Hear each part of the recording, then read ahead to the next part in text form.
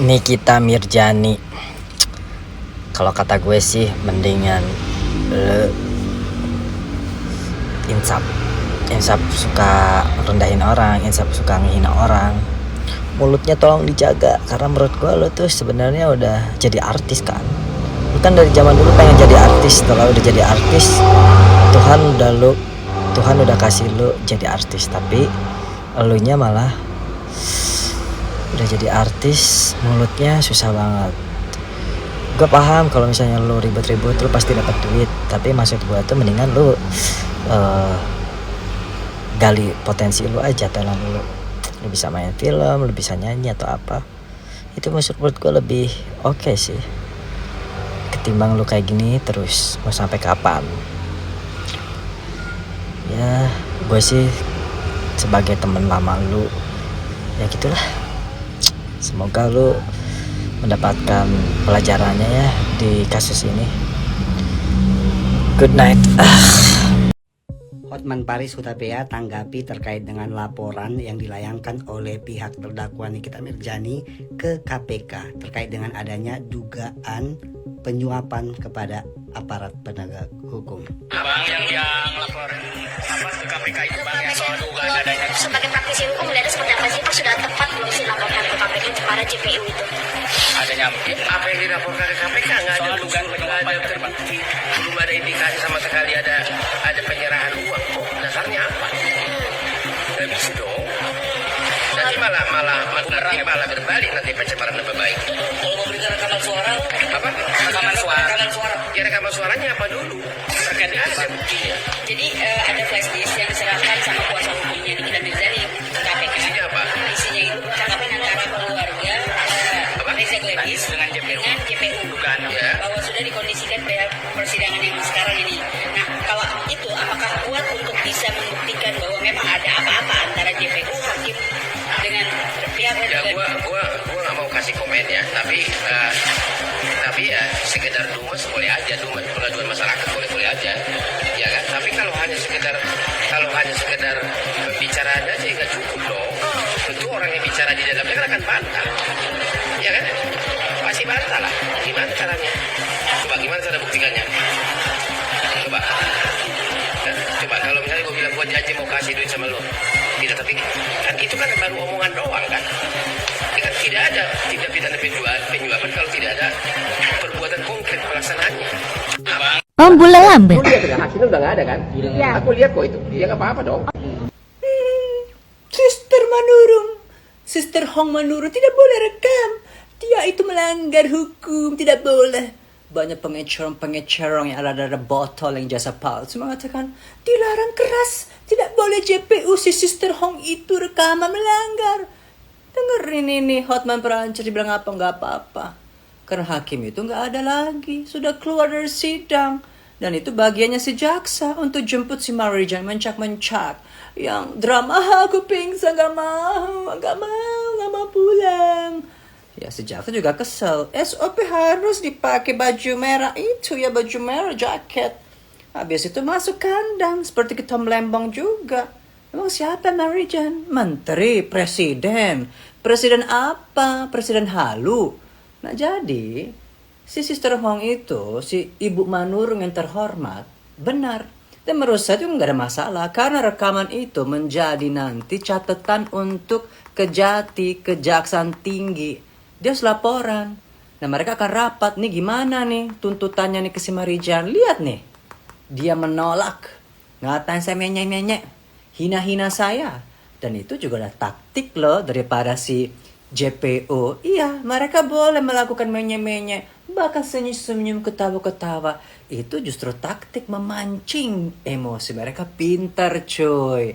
Makanya kita kalau wanita Amazon, Zong ya, bukan Amazon ya, Amazon Zong, kita sebenarnya harusnya itu kan punya wibawa. Kita tuh harusnya itu mengendalikan diri. Dan jaksa tahu kelemahannya Marijan. Kita bikin dia ngamuk. Kita menye-menye itu gak masalah, gak ditegur sama hakim kok. Mereka menye-menye di antara mereka. Kenapa kepancing? Mereka tahu. Itulah kecerdasan dari seorang Manurung JPO. Kita sebagai terdakwa harus mengendalikan diri. Apalagi nanti hakim bisa menekan kita waktu nanti bertanya. Lo ngelawan hakim. Apalagi lo udah laporin hakim ke KPK sama si Sister Hong Manurung itu.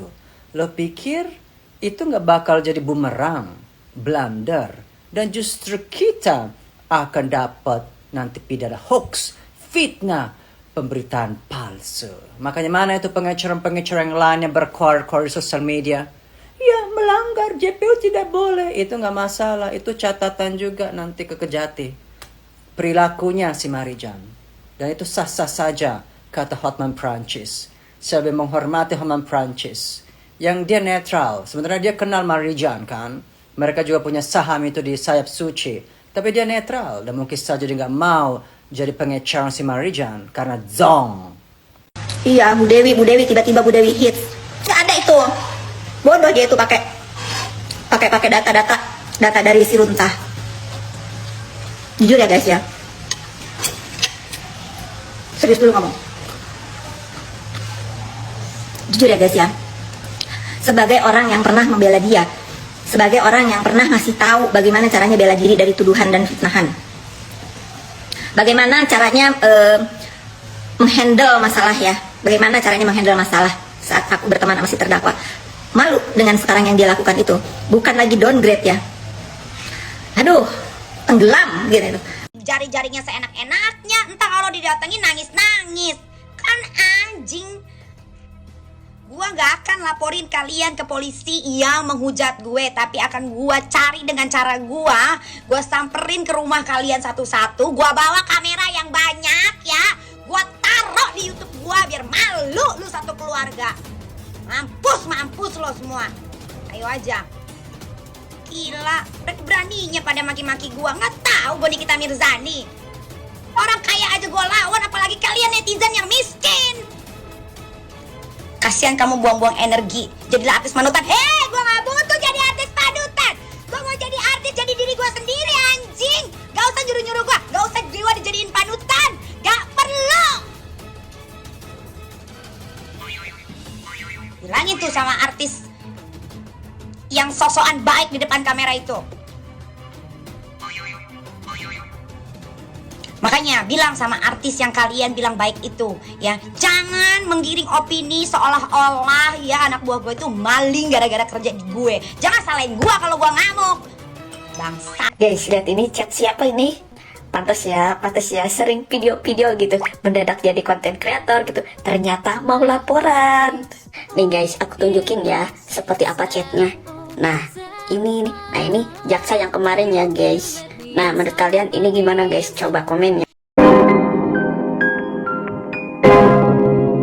Yo guys, balik lagi bersama saya tentunya Uki Kevin. Nah, ini masuk lagi ke segmen Nikita Mirzani ya.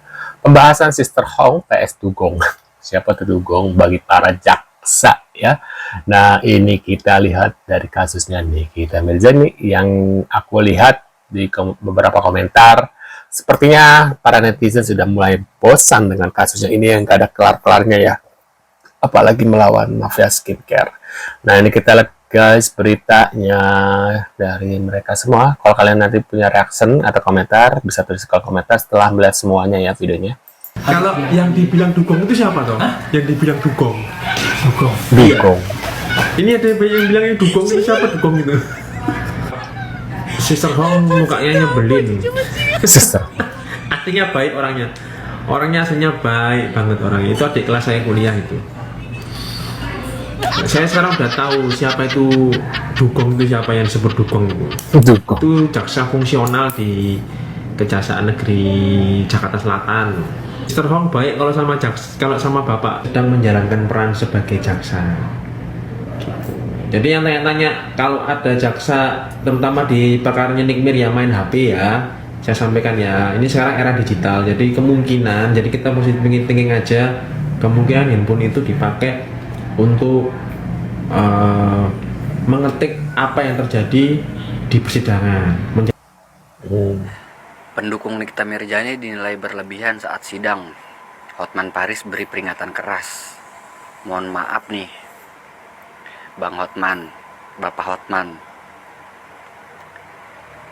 Mungkin kalau misalkan persidangannya fair gitu ya,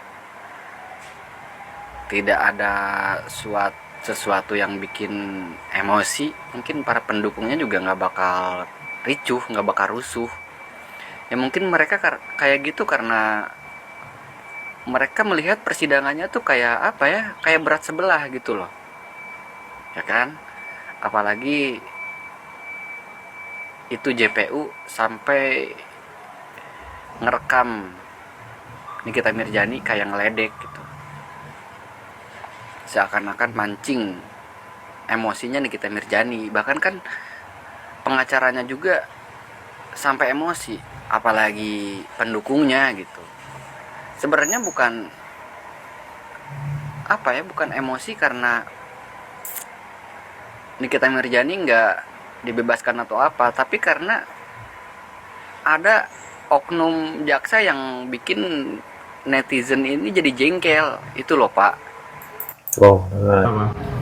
Polisi aja menghindar kok. simak sampai selesai, ada jaksa yang keceplosan. Ini kata beliau-beliau loh ya, bukan kata gue. Kata beliau-beliau tadi, ada banyak jaksa yang menghindari kasus atau perkara ini. Begitupun dengan polisi, menghindari kasus dan perkara ini. Maka pertanyaan besarnya, mengapa menghindari kasus atau perkara ini? Karena apa, karena siapa, ada apa, dan mengapa? Apa sih ada ngomong apa? Tuh, buat para pendukungnya terdakwa yang kemarin bertanya-tanya, emang boleh jaksa pakein rompi tahanan? Emang boleh jaksa ngerekam-rekam? Jawabannya boleh. Jaksa tuh nggak salah begitu. Yang salah tuh terdakwa. Kenapa maki-maki jaksa? Kenapa pakai rompi tahanan aja susahnya minta ampun? Giliran kebebasan aja pengennya disama-samain sama Tom Lembong. Lihat dong Tom Lembong tuh. Dia pakai kok rompi tahanan, dia pakai kok borgol, santai-santai aja. Padahal dia tuh mantan menteri loh. Tuh, dengerin pesannya Hotman Paris, jangan bikin sakit hati hakim sama jaksa, jangan. Waduh.